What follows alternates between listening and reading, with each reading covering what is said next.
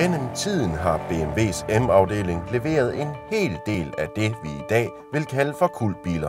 Vi har fået den legendariske BMW M3, som i første generation stadig står i manges hjerter som værende den ultimative sportsvogn.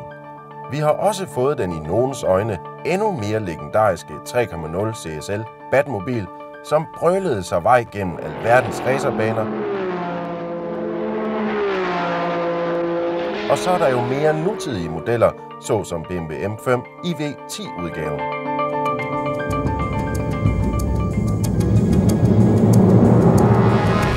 Men der findes én M-model, som gik i glemmebogen allerede fra dag 1, og det er den her BMW 850 CSI. Og det er ikke så mærkeligt, at bilnørder ikke tænker M-Power, når de ser den her, fordi der er kun ét sted, hvor ingeniørerne fik lov at sætte deres signatur. Nemlig her, lige midt på en 5,5 liters V12-motor, udviklet af BMW's M-afdeling. Det her det er faktisk den største motor i en M-bil nogensinde, så man bliver nødt til at spørge sig selv, hvordan den her nogensinde kunne blive glemt.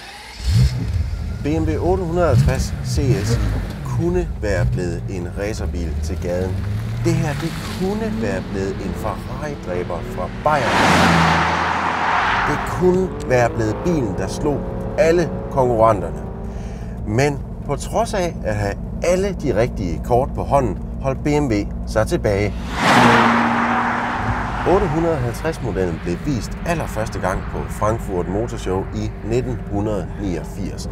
Og det de præsenterede var en kolo-enorm luksusflyder med en V12-motor til jubier med rigtig store tegnedrenge.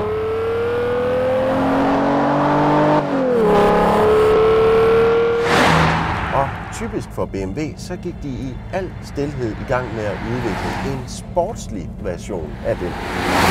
Projektet kom til at hedde M8, og de tog en standard 850, strippede den fuldstændig, udskiftede de fleste paneler til kulfiber, inklusiv fælgene. Herefter strippede de hele kabinen, satte 2 skålsæder i og 4-punktssæler, og ude under hjelmen monterede de en tunet V12-motor på 6 liter, der ydede 550 hestekræfter.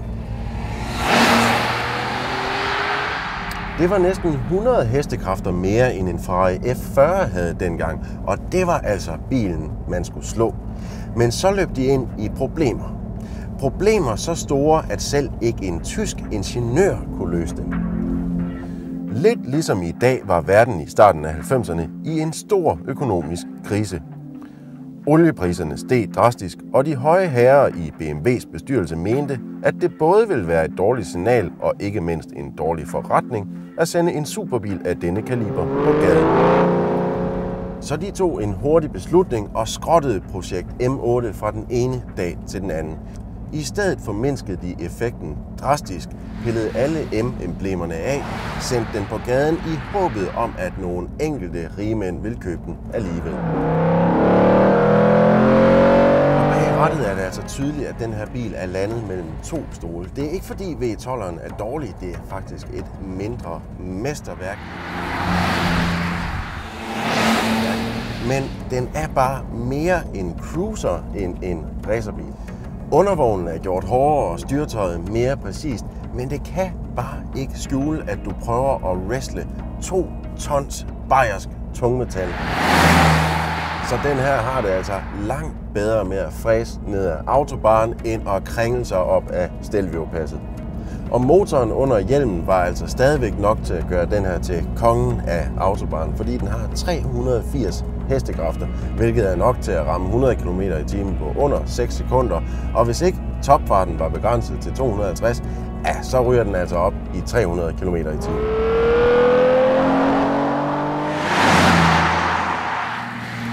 Og alverdens rigmænd kunne faktisk godt lide 850-serien, og derfor blev der lavet nogle specialversioner, der hedder Color Line, og det her, det er en af dem. Og det betyder, at læderet i kabinen matcher farven udenpå, som er Barbados-grøn. Ikke lige en kombination, der var gået i dag. Og på grund af de stigende oliepriser, så begyndte man at indføre emissionskrav i midten af 90'erne. Og lige meget hvordan BMW vendte og drejede den her MV12, så kunne de altså ikke få den til at opfylde de krav. Så allerede i 1995 sluttede produktionen af 850 CSI med kun 1510 producerede eksemplarer. Det gør faktisk den her til en af de mest sjældne M-biler nogensinde. 850 CSI kunne være blevet en kult BMW. En af de modeller, som vi husker og drømmer om. Men det bayerske folk lagde bånd på sig selv, og efter min mening er det en af de største fejl, de nogensinde har begået. Men vi er ikke helt færdige endnu. Al den viden og know-how BMW fik ved at bygge motoren til M8 konceptbilen, brugte de i stedet til at producere en ny, bedre og kraftigere V12'er.